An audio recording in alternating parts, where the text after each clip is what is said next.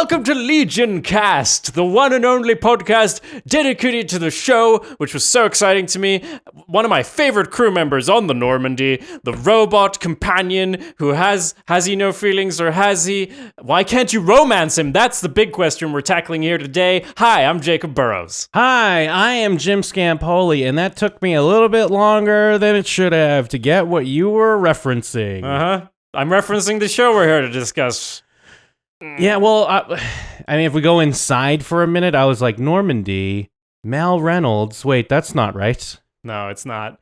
It's not right. It was a joke all along. I reveal it. It's a Mass Effect joke. Everyone look up that. But yeah, we're actually talking about the TV show Legion, which is not about that. You're Jim Scampoli, right? Did you say? Yes, I am Jim Scampoli, and I'm going out of my mind. What's real? What isn't? Do I have these powers that I think I have? Well, I'll tell you what's real. My affection for this show.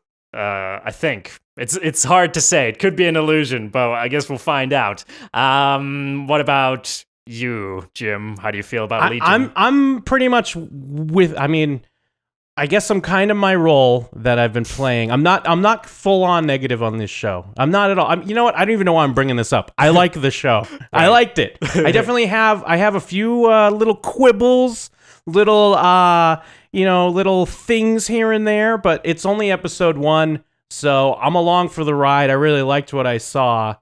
It's even for one episode, I just feel like there are a few things, if they keep up, then that could affect my enjoyment.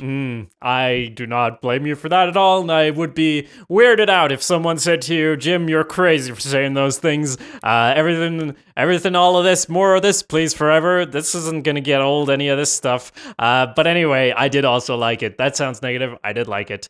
So we're talking about Legion. What's it actually about? Not a robot, sadly. Well, or is he? We don't know. What is it about, Jim?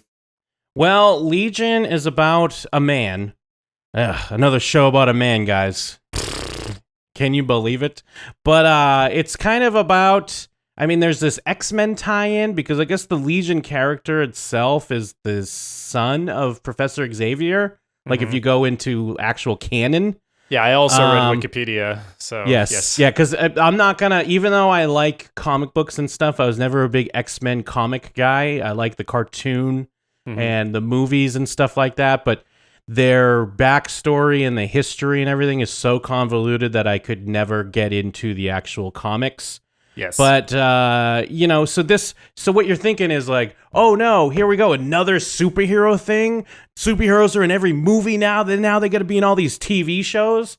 But this show successfully flips everything upside down, literally and figuratively. Yeah, you like that? Yes. But yes, it's a man who's struggling with, is he a mutant? Is he the most powerful mutant in the world? Or is he just some crazy guy and everything's going on in his head? Which is kind of, in a way, it's kind of a... I don't want to say tired trope, but it's like stuff you've seen before. Well, I'm going out on a limb. I think he's crazy. I think it's all not real. I'm going full OA on this one. A-OK, yes, OA, no Legion. All right. I don't know. Did you not see the X-Men symbol in the O of the logo of the show? It's just a cross. It's just a stop sign. It's like no parking. No mutants here. That's what that means. I mean, obviously the thing is he's like struggling. Oh, am I crazy? And we all along are like, just get past this point. Just get to the point where he knows he's not crazy, because we know he's not crazy. Or even if he is, he's also magic. So yes. Well, I mean, we're jumping around a bit. Let me just give you the breakdown from IMDb, written by FX Networks, by the way. Oh, this should be good. Legion, based on the Marvel Comics by Chris Claremont and Bill, I'm not going to try, Sienkiewicz, is the story of Scott Young, played by Dan Stevens, a troubled young man who may be more than human. Diagnosed as schizophrenic as a child, Scott has been in and out of psychiatric hospitals for years. Now in his early 20s and free once again, Scott loses himself in the rhythm of the structured regime of life in the daily life. What? Breakfast, lunch, dinner, therapy, medication, sleep. David spends the rest of his time in his companionable silence alongside his chatterbox friend Shannon. None of these ideas are really portrayed in the pilot. I will Was that say. like an early pitch? That is not the show at all. Yeah, Did they so far watch this it? is not the show. No. Chatterbox friend Shannon, played by Aubrey Plaza, a fellow patient whose lifelong and alcohol addiction has done nothing to quell her boundless optimism. Whatever. I'm not going to continue reading FX Network's description of the show. How about Basically, we give you some copy? yeah, what we said is more true. We're dropped into this guy's life, and we're shown different aspects of it. And as the viewer, we're trying to, as much like the character himself, we're trying to figure out what is real and what isn't. Mm-hmm. And there's a lot of weird things that bleed into each other, and basically different realities that could be real and could be not. Yes. I should mention we will, as you can guess, we're going to be talking about the plot of the first episode, but we've only seen the first episode. If you're watching this in the future, it's just a review of the first one. We're probably going to come back at you with more of the rest of the season because we kind of liked it, but yeah, we'll be spoiling episode 1, which isn't really super spoilable usually. And I mean, I think we kind of both said we haven't read the comics, so we don't even have that weird, like, well, in the comics, it's like this. We're just going off just the show and just the pilot. I didn't even read that far on Wikipedia, you know? Yeah, in a way, it's much like most pilots. It's kind of hard to spoil. Yeah. But again, if you're someone who likes to be very, fresh and so clean, just take from what we're saying here is that we liked it. Maybe check out the pilot and then come back here and we'll discuss some of the specifics. Yes, and do put your opinions in the comments. Since we'll be coming back to this, we will bring up your feedback in our next episode on Legion. But anyway, let's get into the episode. It does start with a pretty interesting montage that has me, I liked it pretty much at once. It's a weird montage, but everything about this is weird. Actually, your instant reaction video pretty much covers it as far as, like, initial reaction to the show where you're just going, what? To all of it. Yeah. Yeah, that's a great video. Everyone should watch that. Yes, please. If you're on our YouTube, watch it. So we get that montage thing showing bits and pieces of his life, which is a kind of a nice way to introduce us to the fact that this show is trying to put all its style in your face. It's spewing style at you, and it's gonna do what it wants with these things.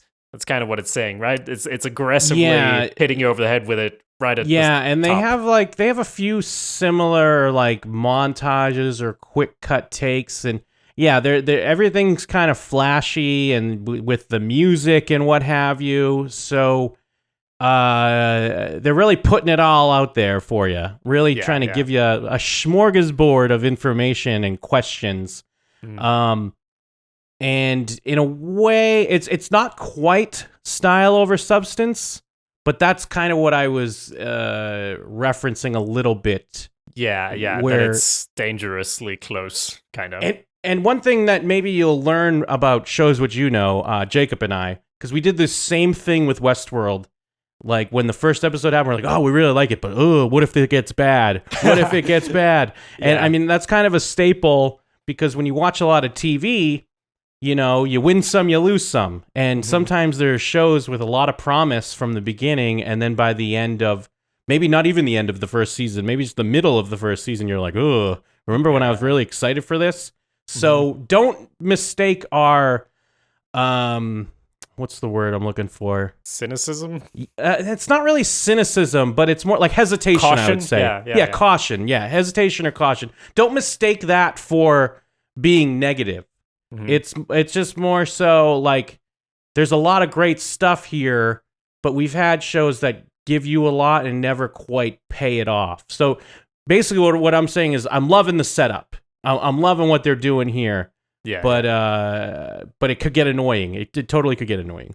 Yeah, that's basically kind of what I thought as well, because it's not necessarily like style over plot, but rather I would say that plot and style are so tied together here that it's a big jumbly kind of could become a mess, but it's not a mess. It's like, are they gonna run out of cool camera tricks? Like if the plot is driven by cool stuff visually, then how is that going to hold up in the long run? Are they going to keep doing that, and is it going to get exhausting for us, the viewers? And one thing, I mean, one thing that keeps the excitement up is Noah Hawley or Haley, whatever his name is, Yeah. who did Fargo series, which was another series that I was like, oh, this is not gonna work. Yeah. Who wants to see a fucking Fargo TV show? The movie's great. Stop. And then the TV show was great, and then season 2 was great. And so there's definitely a lot of skill there. So there's a lot of trust to be given with the people behind the scenes. Yes. Maybe not Aubrey Plaza, but everyone else. Mwah, mwah. Sure. And the show is very much I mean, I'm full of myself. Let me preface this by saying that. Like, I'm very much in love with myself, but so is this show, to be fair. And Yes. there's a lot of confidence that is, as you said, very, very partially earned, but they're doing something new here, and one can't help but be a little cautious with... I mean, the dance, like, what was that about? Yeah. You know, there's some parts where you're like, okay, so I hope it's not going to be just a lot of this. But at the same time, this was a longer than usual episode, right? They're not all going to be this long. Yeah, it was. It was like an hour at least, right? It felt it was like I mean, I think on TV it was an hour and a half, but without commercials, it was like an hour and 10 minutes or something. One thing I did really like about the style and the way it kept you guessing a bit and like off kilter was that I couldn't nail down the time period. I kept trying to guess, like, wait a minute, is this in the past? Is this not? Because they were using weird like pastiches that are like retro, but then there was technology that was now. And I mean, obviously it was very deliberate because the show for the most part is always just trying to keep you guessing on what's happening. Yeah. And again, that's what we're talking about and what's good and bad. Because it's interesting to watch something and not know where it's going. Because there's so many times now, especially dealing with, like, I guess a quote superhero, even though this isn't like a technical superhero, but in a superhero show, you kind of know exactly who the hero and what's going on. Mm-hmm. But with this show, you're always guessing what's what, but that could just be frustrating over time.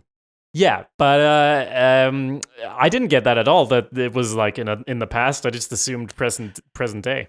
You didn't see like the way like his sister, like her style and kind of like the color palette and stuff like that, and even That's like true.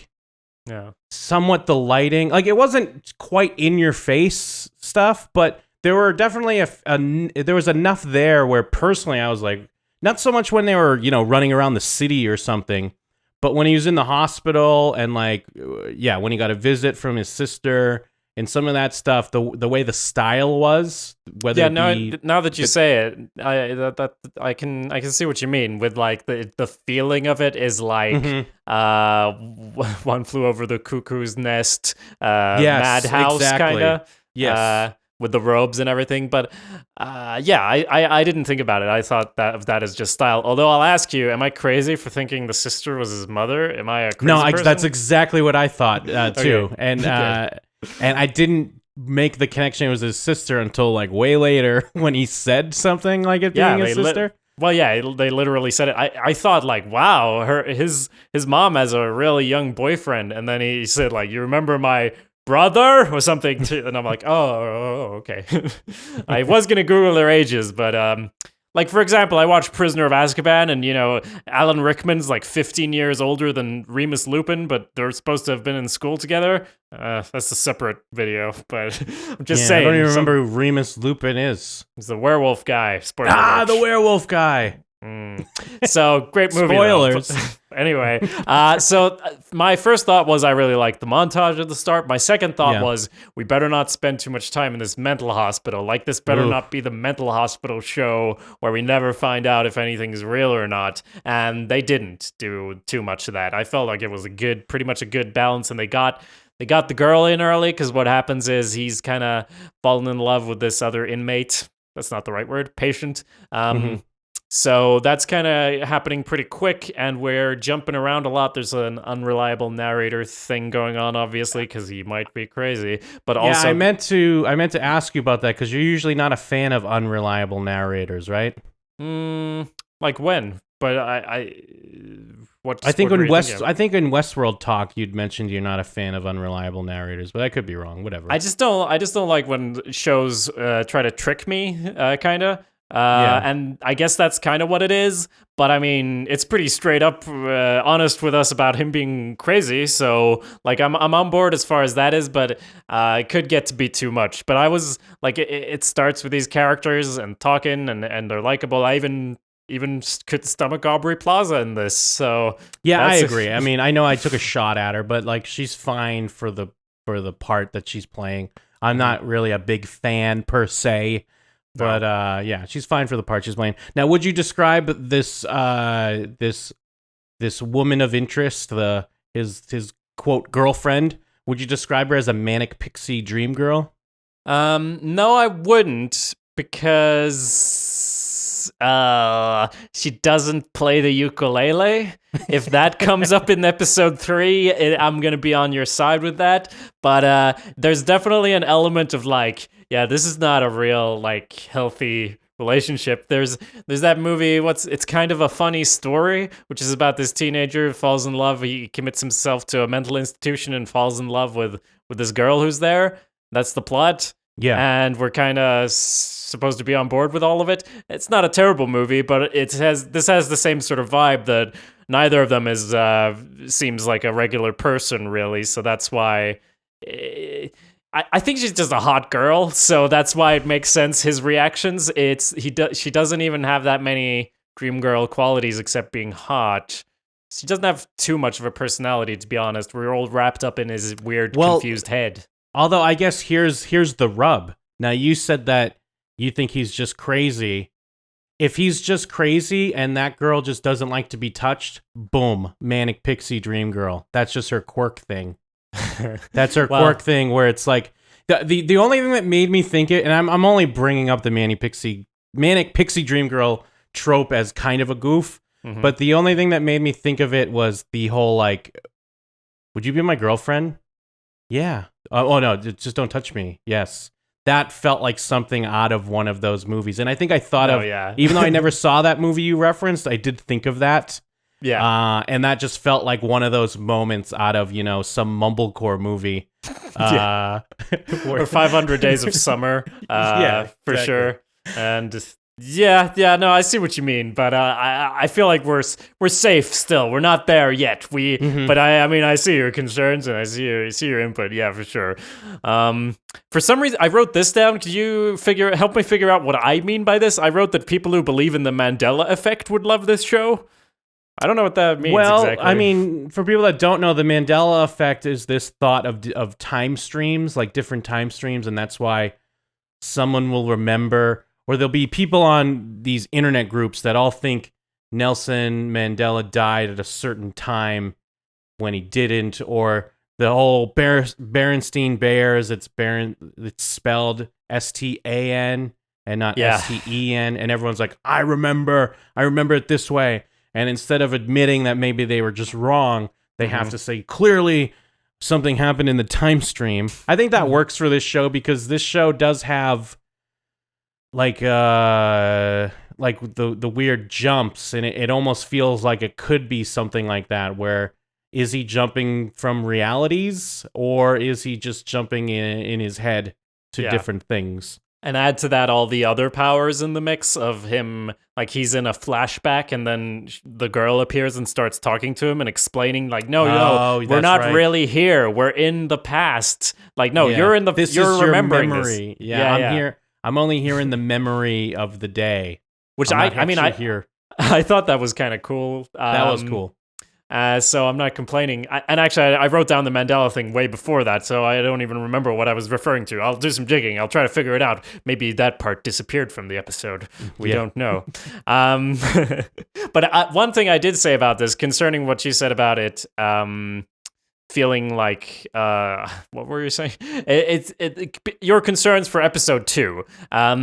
I wrote that this felt like a movie, and I didn't mean that in the same sort of boring standard, wow, great lenses. Like, that's not what I meant. I wasn't saying that. I was saying, like, this, like, when I was 20 minutes into it, or 15 minutes in, I felt like it was a movie that would end like, which is probably, I mean, that's a good thing if you have that cinematic feeling to it, but it also made me concerned for, like, I have no idea what's going to come next, which in a way is a good thing, but also there's that caution and worry of, like, I don't know if this is, like, how are they going to build this? What is the show? I think there's kind of an answer by the end of the episode that it's about, well, it's a different kind of superhero thing, which is amazing that we don't have more of, right? We should have so many variations, and now we're starting to get like people mixing in other genres, like obviously sitcom with super powered. What's that show again? What's it called? Powerless. Powerless. Yeah.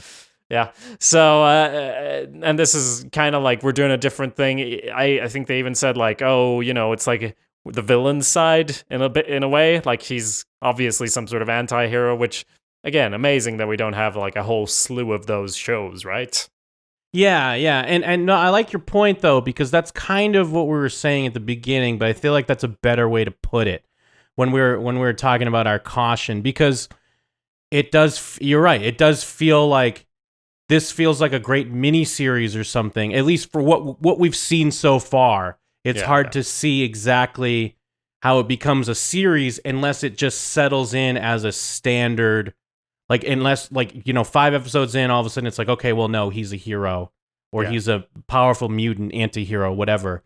So, in a way, that would kind of be a letdown, because you want the show to be like this fresh, weird thing, but it's hard to see how they could do that over, like, multiple seasons, if that's even the plan. I don't know. Is it supposed to be... I'd imagine. I can't imagine it'd be like Fargo, where all of a sudden it's a different story.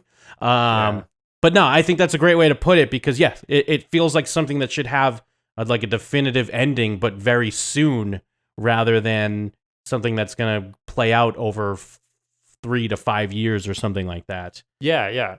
Especially with like the style being so intense, it's difficult to know how much we'll be able to take. And the fact that the story in the first episode is really well centered around this fact that this girl disappeared, and there's this mystery of like where, like everyone's asking him where the girl went, what's happening, and we're piecing that together. And now we know those things. Like we resolved the story of the first episode. Granted, there's going to be more stuff of him like figuring out what he wants to do with his powers and everything. But that's where the worry comes in of like, oh, is he just going to do the thing? Like, is he going to have a montage now? A different kind of montage where he's just training? Is he going to be Neo? What's going to happen? Which is exciting. I'm not complaining. Yes. Yeah, for sure. Well, even with like the on one hand, with the plot of the pilot, it's muddled on purpose because, again, like you said, it's an unreliable narrator. We're trying to figure out if this person is crazy or not.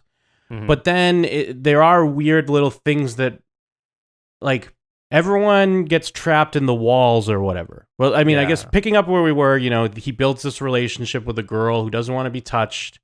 And in the midst of that, we're still getting weird flashes to his life of how, he's heard voices. And, is it that he's crazy, or is he hearing people's thoughts and he just can't control his power?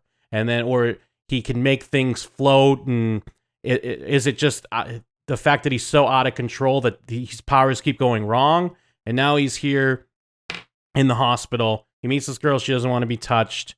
And then they kind of have this budding relationship. And then she's about to leave, and he kisses her. And then Freaky Friday happens, and they switch bodies, where he's her and she's him. Now, I guess it's inferred that now that she's in his body and has his powers, it's even worse because she's even more confused at what she can do. And is she the one that causes that? Like, people are trapped in the walls and things are crazy? Yeah. But then, didn't it show that she was trapped in the wall? Yeah, I don't know what happened there. So I guess it's assumed that the other lady, who's kind of the Professor X of this, that gets introduced towards the end of the show. Let me look at her character name. I hate when I'm just like, the lady. I should have already had this stuff ready. Give me 1 second here. Miss Xavier, the blonde. Melanie Bird. Yes, Melanie Bird, played by Jean Smart. I like that actress a lot, by the way, Jean Smart. Yeah. But yeah, I guess it's assumed because she's kind of like the leader. She's the one that's like, there's this war coming, or there's this thing happening, and we need you. Yeah. I guess it's assumed that she broke her out or whatever. But then they just do that thing where they switched bodies, but then at a certain point he's just him again. Mm-hmm. And again, I don't need this huge explanation, but I guess you just assume that's part of the power. It eventually wears off, and then you're you. Yeah, and I then the assume other so. person's them. I guess, but I mean, I see what you mean about rules, because I mean, there's this thing where if you do something, like if you're doing a story that's crazy, you're gonna want to keep your descriptions kind of plain and understandable, because what you are describing is so crazy. Like if you're writing a fantasy story and you're describing magic, you don't want to be all poetic about it and like it was like a flower unfolding and blah blah blah, because you actually want the reader to follow what's happening. Now, I mean that the style in this case is kind of like the poetry angle, because they're doing crazy stuff with the style, and then, I mean, this is part of the point, so I'm not complaining as such, but it's gonna make it a bit hard to follow, or even like annoying sometimes, that you don't really, can't really figure that stuff out. Now, I'm sure they'll get into a lot of that stuff. I mean, that's probably one of the many things they can do in the future that's not a standard cliche montage. Sure. Yeah. You're right. And I'm not complaining either, but because it's part of the experience, and it's working for what the show's doing. But yes, it will have to kind of get to a point where you don't have to completely spell out rules, but there should be something where you get a little bit more understanding. Yes. And you're not always filling in the blanks, because I'm still digging it. So yeah, I mean, as far as the plot's concerned, yes, then he's himself, but he's out of the hospital now, and he gets picked up by some other shadow government, secret organization, whatever, and they're the ones that claim he's the most powerful mutant in the world. But then I guess if your theory is maybe that he's just crazy, is he just still back in the hospital, or is he just imagining this, or what's your take on that? I mean, that was a joke. He's clearly a mutant. All right. But I thought you were taking a hard stance. Well, I mean, sometimes my jokes turn out to be oddly apt. Everyone check out my hashtag Jughead is a ghost theory over on the Riverdale videos. But basically, he's in there and he's being interrogated, and we're jumping back and forth with that throughout. And there's memories, and what is a memory and what is not. And as we said, that's complicated because he's in a memory, and then she starts talking from the back of some guy's head, and they start doing plotting how he's going to get out of there. Some of the style stuff is a little distracting. I was going to add that onto what we were saying. Like, even though it's good, it's also like some of it feels like the hand of the filmmaker is showing a little bit. Like when he's in that flashback, it goes to a more widescreen thing, like the bars. Yeah, it goes letterbox at one point, because I thought I couldn't, when that happened, I was like, wait a minute, this has always been letterbox? Did that just happen? Yeah, but how do you like explain that as far as he's crazy? Like that's such a clearly not just his head thing. It feels like that's like this show kind of made me understand why some people are annoyed with Scott Pilgrim the movie, because I really like Scott Pilgrim versus the World, but I guess I could see why some people are fed up with it, you know. Does that make sense? Because the style is so much tied in with what's going on that you can't, like, you might go like, just do a fucking story, like, stop fucking around with all this nonsense, like it's all fleeting nothingness. I'm being a character now. I'm not saying that's what it is. I'm just saying I could understand that about Scott Pilgrim. Well, because it gets to the point, like, because the show is so much fucking with the audience as well. Yes. Like that's such a big part of it, that it gets to the point where like, it's like, all right, I get it, you're fucking with me, but can we just do the fucking show now?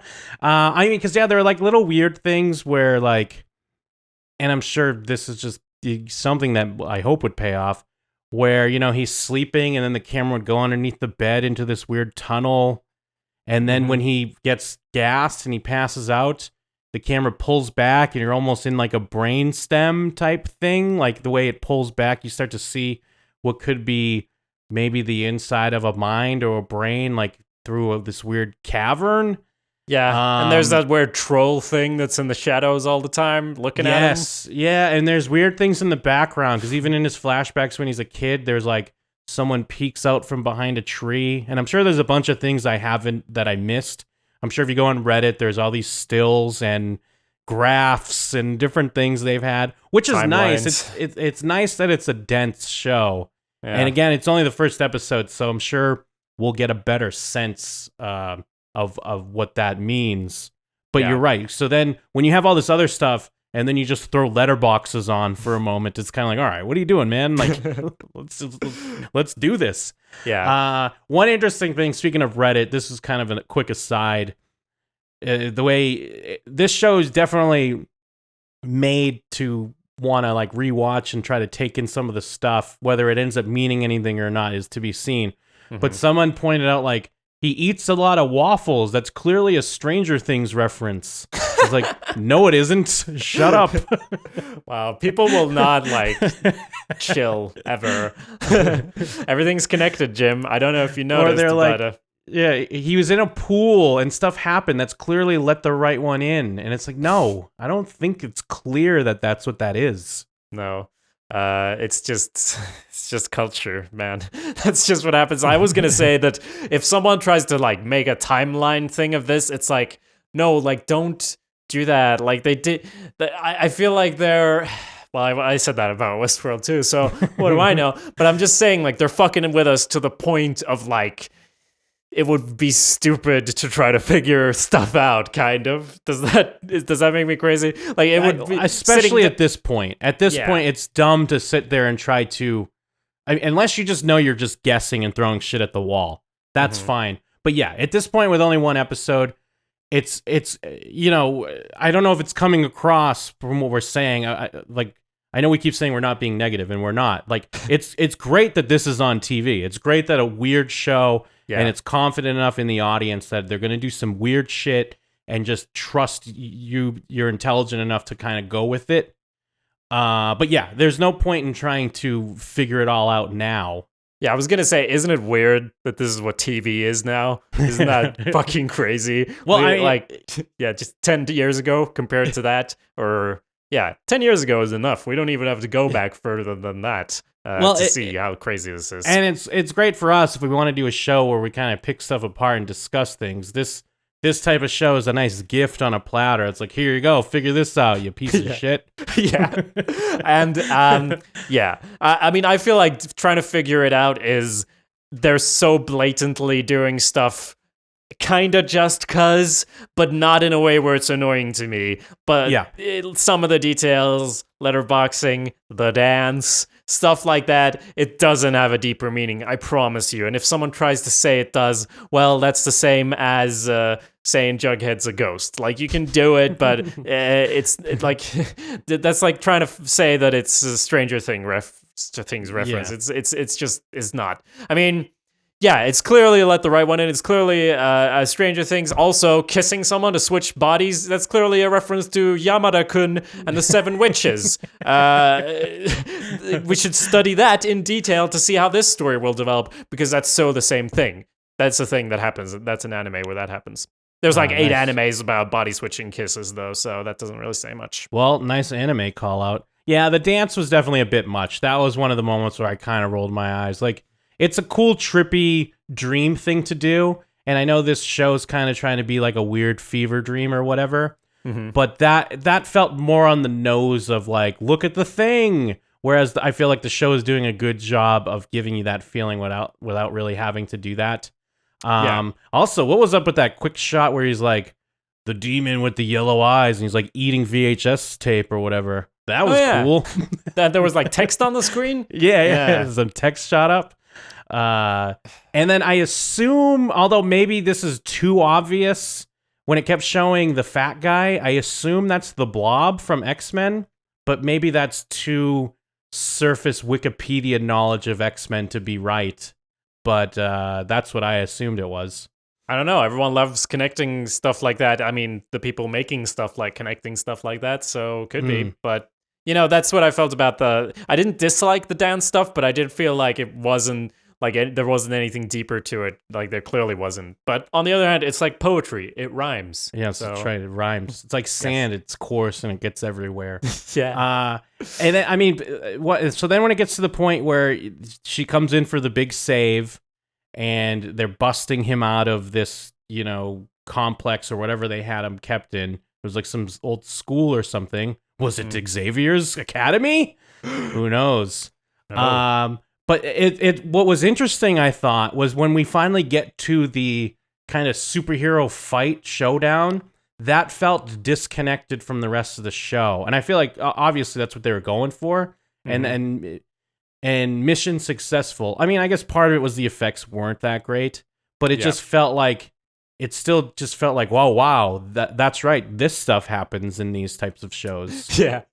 Yeah, because we've already gone through, we're like, oh, it's a psychological thing. It's about his mind and weird powers. It almost feels like kind of Outcast in a way, more than X-Men. But then then it's this scene where there's a big fight, runaway thing, and they're filming it all in one shot. And I even thought, am I supposed to be impressed by this? I'm not sure. I wasn't super impressed. Yeah, no, it wasn't super impressive. I mean, it was kind of cool, but it felt detached, and I don't think in a bad way. It was just a weird reminder of or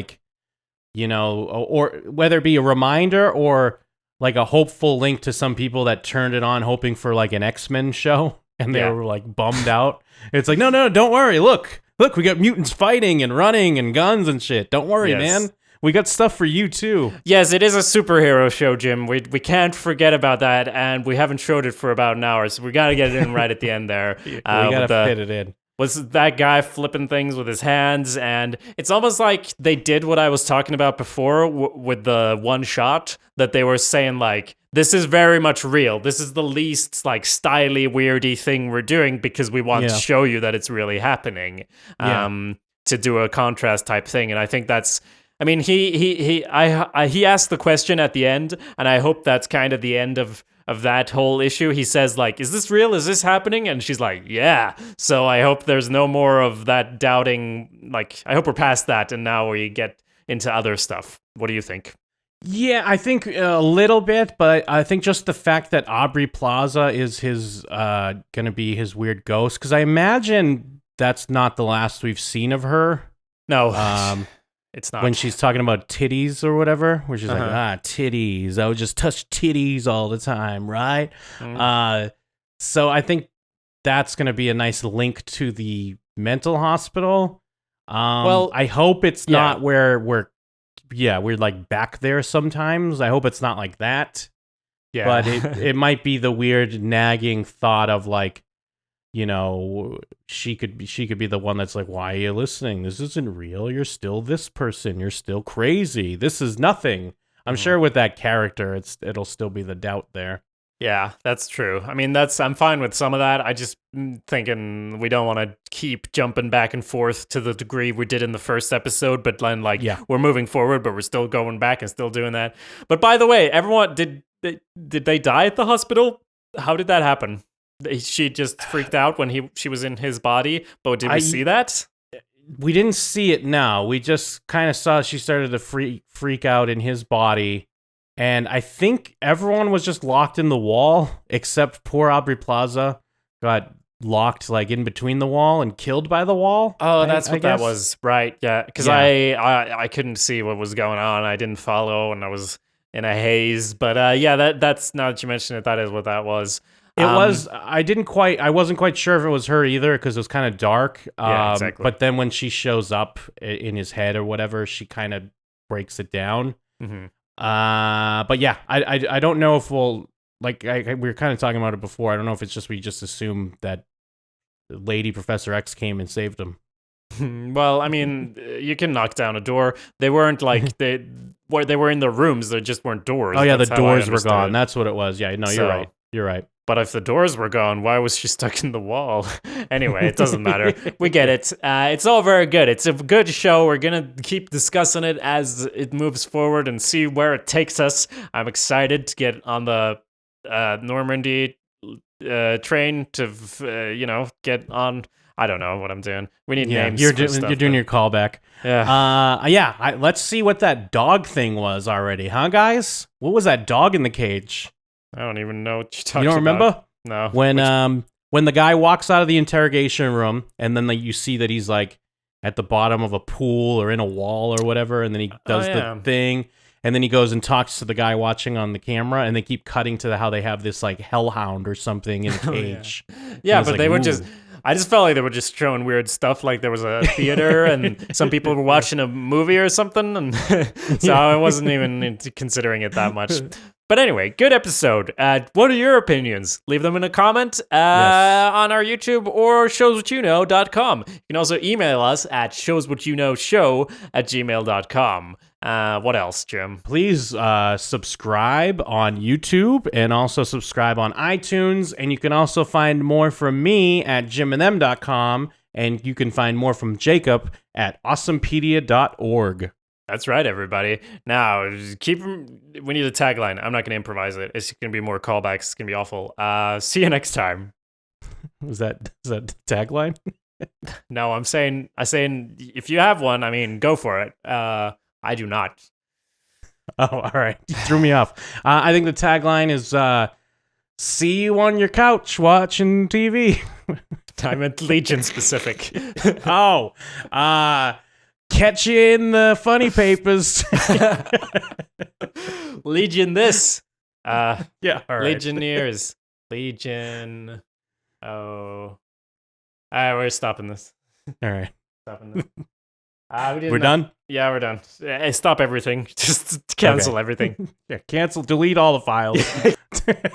We are Shows What You Know. We'll always watch TV. And if you think we can't, well, watch more and you'll see. That's why the people of the web believe in Jim from Las Vegas and Jacob from Sweden.